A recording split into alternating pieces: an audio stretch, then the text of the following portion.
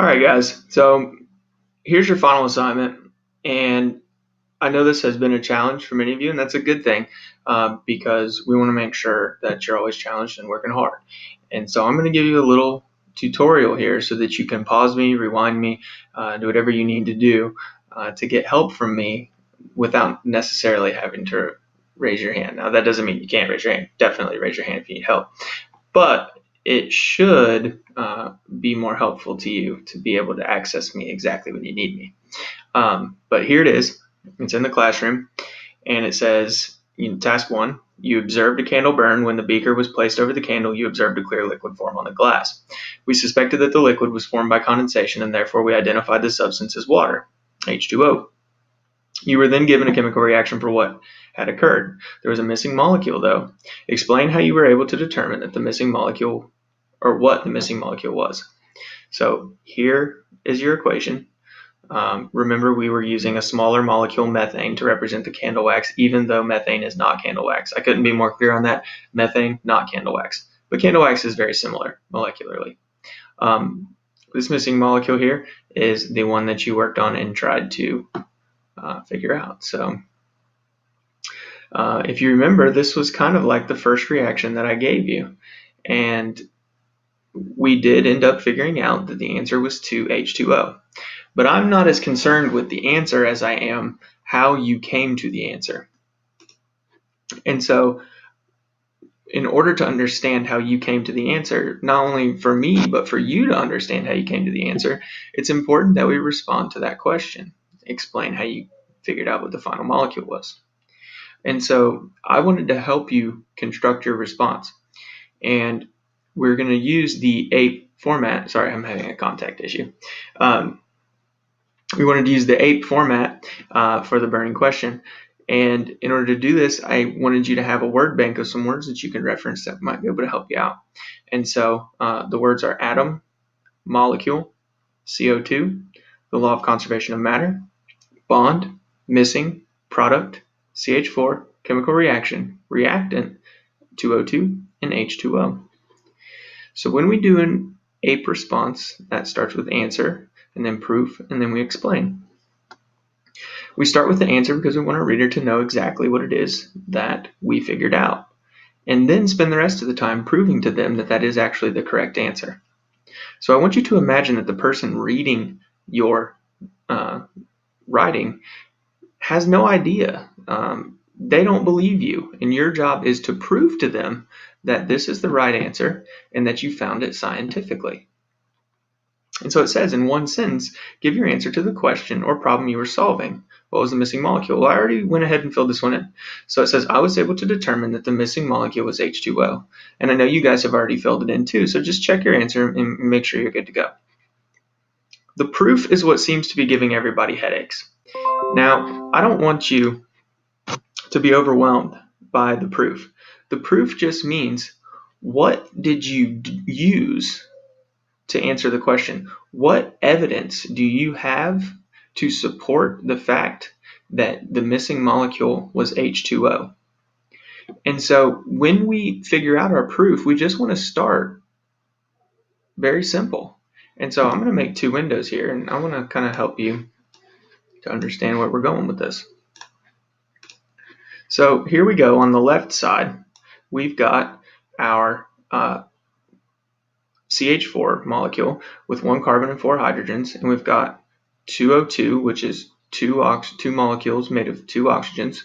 We got our arrow that says yields a carbon dioxide molecule, which is 1 carbon and 2 oxygens, plus 2, and this is empty, but we all know that really what's there is H2O. But we're going to rewind a little bit, and we're going to pretend that we don't know that it's H2O just yet. And so we're going to start in the reactants, and it says in the reactants there were blank hydrogen atoms. Well, how do I do that? I go over here and I find my H's, those are my hydrogen atoms, and I'm looking in the reactants, which is the left side of the equation. That's this side, okay, left side. And I find that there are 1, 2, 3, 4 hydrogens. And so in this box, you should have 4. Well, that's not all there are. There's also some oxygen atoms, and so I've got 1, 2, 3, 4 oxygen atoms. 4. Well, there's also a carbon atom, C, carbon. 1. Well, it says in the products there were, and remember we're pretending that we don't know that the 2H2 is there just yet. Well, in the products, the right side of the equation after the arrow, all we know is that there's 1 carbon and 2 oxygens. And so we want to start by going over here. Well, I don't see any hydrogen atoms, and you shouldn't either. So there were 0 hydrogen atoms. There were 2 oxygen atoms, and there were 1 carbon atom. Well, we know about a little law, or we've been learning about it at least, and that little law shows us that the number and type of atoms on both sides of the equation have to be the same. And so it says, after counting up the atoms in the reactants and products, I knew that there were blank missing atoms of hydrogen and blank missing atoms of oxygen. Well, I know there were 4 on this side, so there has to be 4 on the product side too. And I don't see any over here yet. And so I'm going to put that there were 4 missing atoms of hydrogen and 2 missing atoms of oxygen. Our carbon dioxide used 1, 2, but we still had 1, 2 left. So there have to be equal sides, and so I have to put them on that side. The next part that was giving us some trouble was the law of conservation of matter. And it says, according to the law of conservation of matter, matter cannot be created or destroyed. This means that, and it's got some blank space. Well, what you need to ask yourself is, what does that mean? Well, if matter is made of atoms and matter can't be created or destroyed, what does that tell you about the atoms?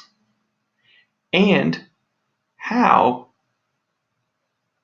does that help us make our final molecule, which is 2 molecules of H2O? And I want you to think about that. And I want you to make sure that your answer to this part answers that question. Okay. Once you've got that, the last part is to explain. And explain is where we put it all together. It says, how did you use your proof to solve the problem? Using the evidence, what did you do? Put it all together and be very specific.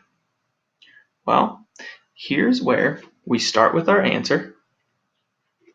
I was able to determine that the missing molecule is H2O. We then go to our proof. Well, we knew that in the reactants, there were 4 hydrogens and 1 carbon, 4 oxygens. In the products, we were missing a hydrogen, we had 2 oxygens, we had a carbon. After counting up the atoms in the reactants and products, we knew there were 4 missing atoms of hydrogen and 2 missing atoms of oxygen. And according to the law of conservation of matter, matter cannot be created or destroyed. How did you use all that information? You need to explain it all in great detail. Okay. Once you have your outline ready and you've explained it thoroughly, you've explained every little step that you took to get from this over here to 2H2O over here, and you've included all your facts, and you've started with your answer, then you're ready to go back to your final product and type your response. And guys, I know you can do it. I want you to work hard. I want you to try your best. And I'm going to give you feedback and help you along the way. Good luck. This ends video number 1.